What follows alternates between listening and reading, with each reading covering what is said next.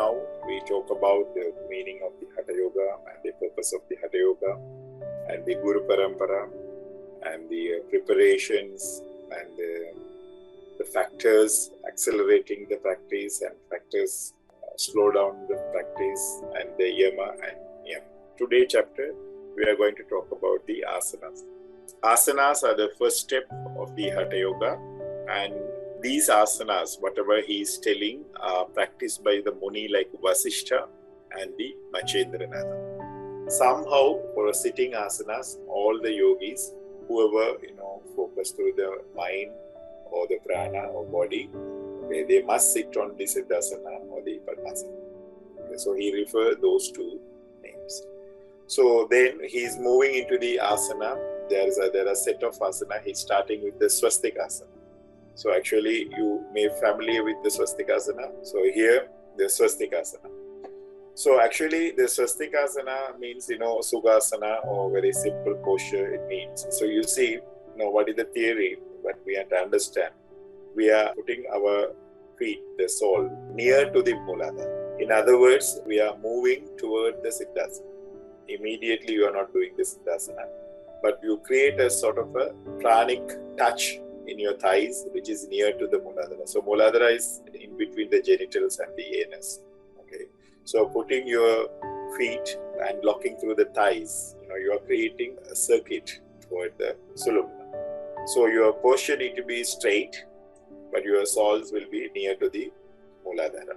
So actually why it is called swastik, you maybe know the symbol of the swastik. So the Muladhara will get such a pranic current. It's like a swastik symbol. So what is actually swastik in the sense, when you connect the prana of the feet into the Muladhara, prana will start to flow like a swastik symbol in your Muladhara. Okay, that's why it's called swastikasana. So the next is the Gomukasana. Okay, so the Gomukasana is like the cow's face. So you can see the further we are locking the Muladhara. So again, let's understand about the function of the prana. Generally, when prana entering into the body, so we rename those pranas. Okay, up to the neck to the face, we call it as a Udana. The chest region, we call it as a prana. And from the diaphragm to the nabi, we call it as a samana. And below the nabi, we call as a apana. So in the Hatha Yoga, what we try to do, apana is a downward flow which is sending throughout our lower part of the body. So we are recirculating the apana to connect the samana and prana and udana and creating the urdhva flow, the upper flow. That is the idea of the Hatha Yoga. Okay, so core theory of the Hatha Yoga. So in the starting of the asana, you see from the Sukhasana, we sit few minutes and creating a spinning in our Muladhara, okay, like a swastik in the Muladhara.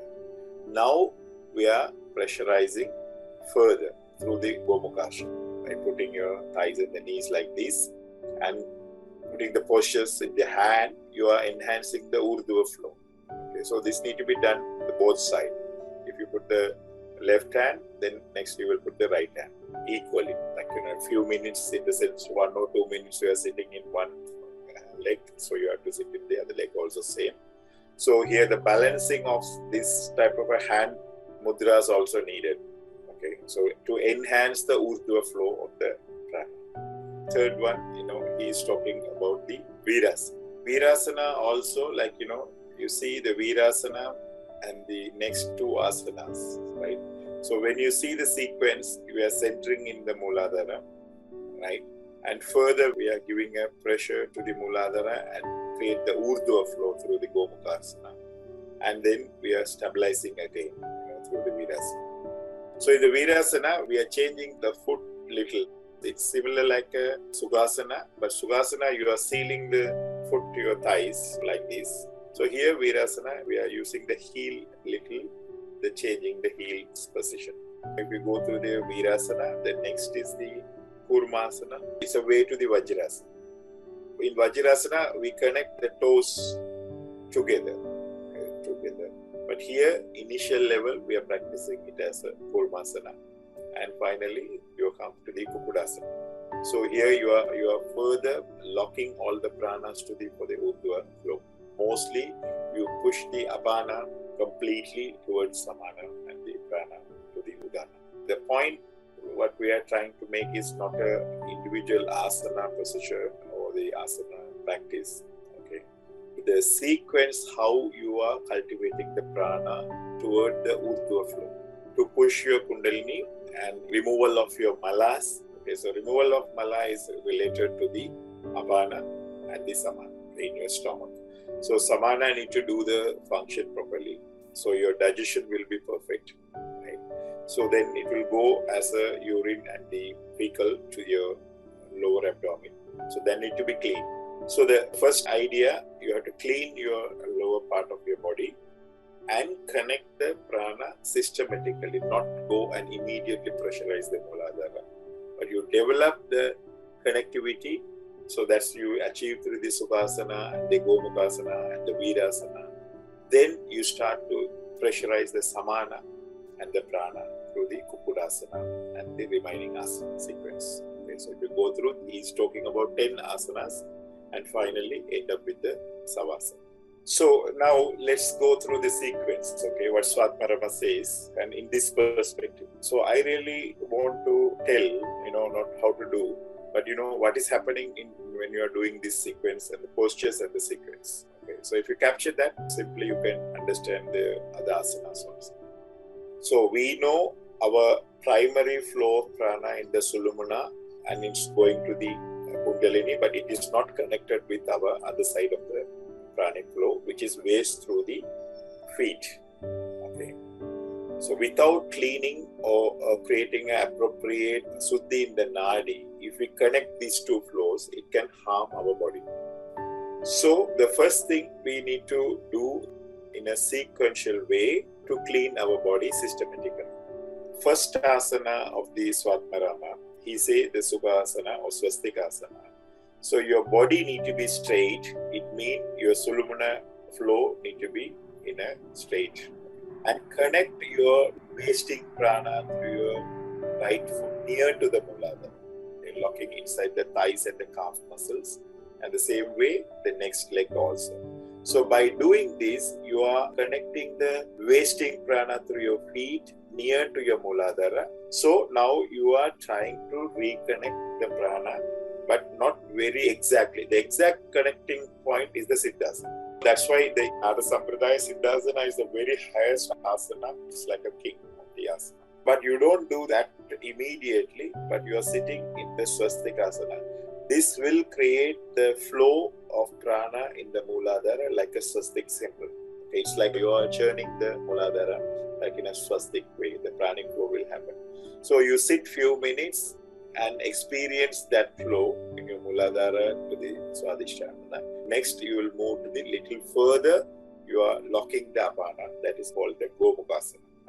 So the next is the Gomukasana. So here you create the pranic flow in the Mooladhara. Now you want to lock and push upward.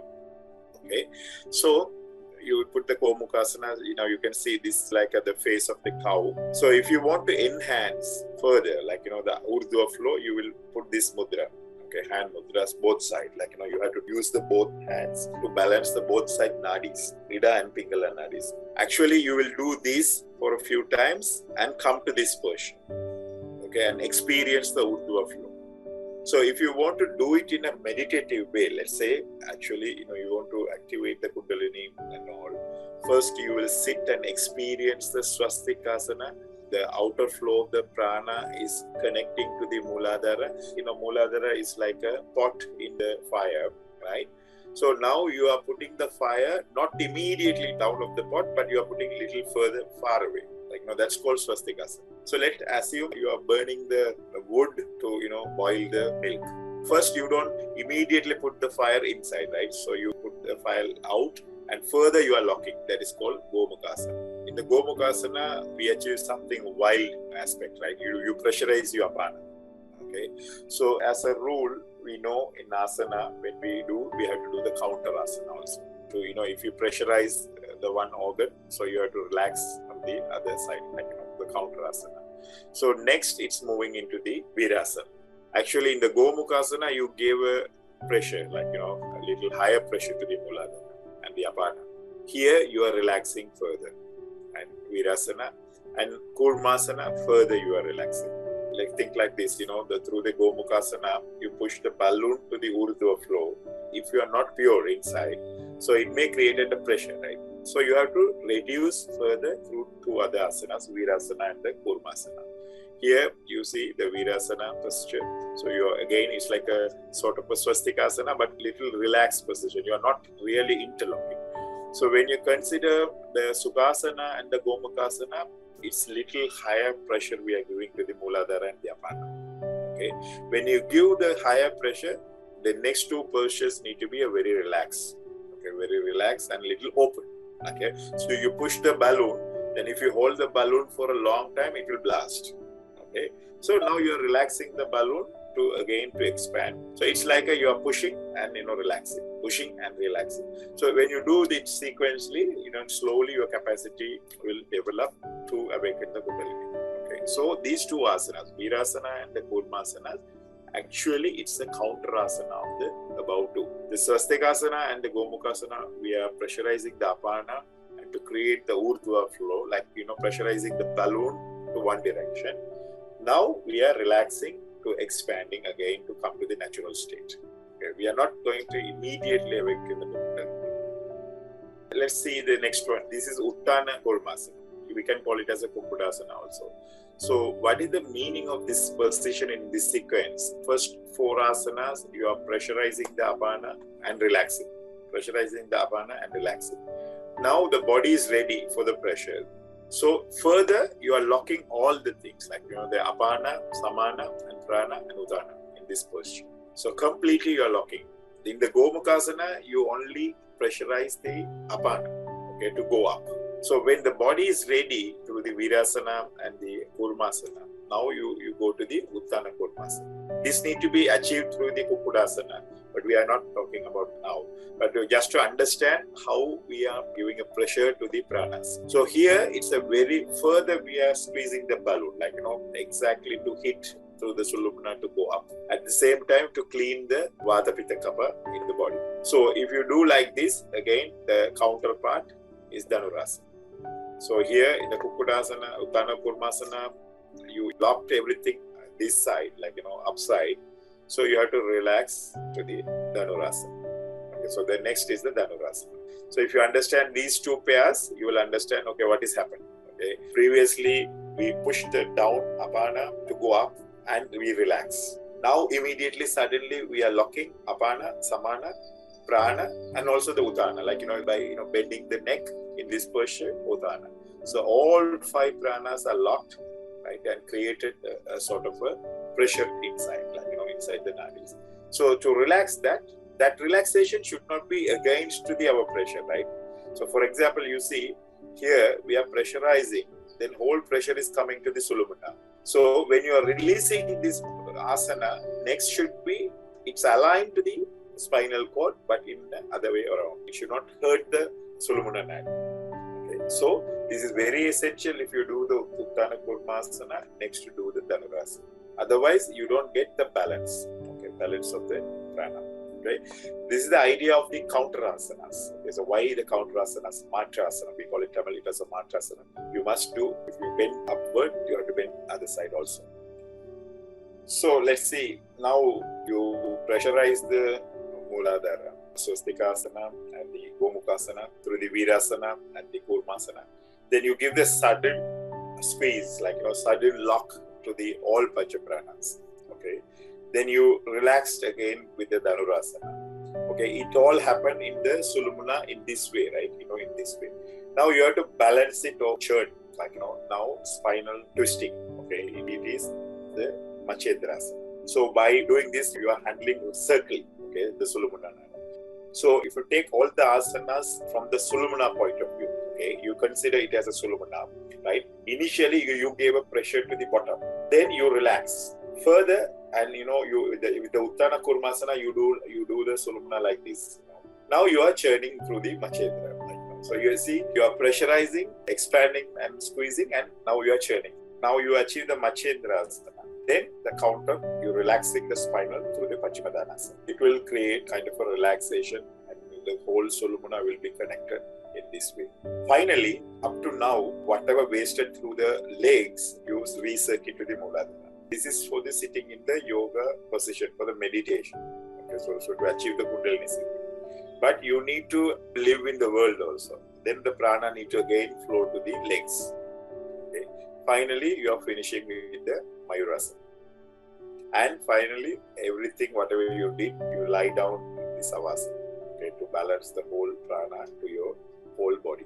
Okay, let's forget about the asanas, like the names of the asanas. Okay, let's only think about what is the theory. So take this a hand as a body, right? So you have a flow of the prana, like this is as a head, and flow down into the toes. So what you are doing, the swastikasana or sukhasana, you are turning your legs and connecting to the Muladhara. So now the connection is made in the Swadhisthana, but it's not to create the Urdhva flow. So Gomukhasana, you are like pressurizing in the sense now the prana is trying to go up. So you give a mild pressure to the Muladhara in the Gomukhasana, but immediately your system cannot bear the whole pressure. So then you relax again and keep the posture little mild, that is Virasana and the Kurmasana. So you give a pressure to the Muladhara, then you go to the Virasana and Kurmasana, relax it. When you do like this 2-3 times, okay, now the system is ready. Then again immediately Uttana Kurmasana, you are locking, okay, the fast lock. So if you locked in this way, so you have to relax on other side. So Dhanurasana is coming like this, right? So now you squeeze in this up and down way. So now you have to churn. So you sit and Machedrasana like this. And you are again balancing through the Pachimadhanasana. So Mayurasana to expand your prana again to your soul. Okay. Up to now, you are locking the prana flowing in the legs to the Muladhara, right?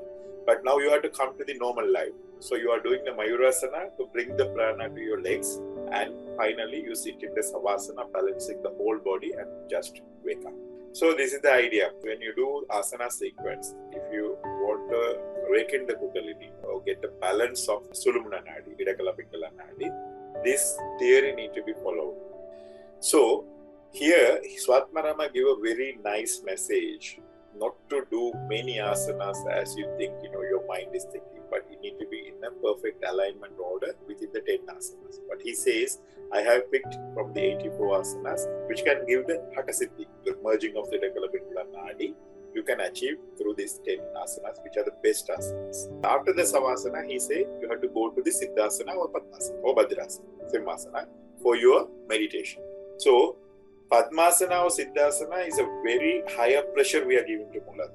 Right? When you sit in the Padmasana or Siddhasana, immediately connecting to the Muladhara and Urdhva flow is connected. So you can't do it immediately without cleaning, or you are squeezing the body and prepare the body. So you prepare the body through these sequence for a few months or few weeks. Then you go to the Padmasana and Siddhasana, and then you will immediately attain the ability to receive or feel the prana. Without this sequence, you cannot do the Kumbhaka Pranayama.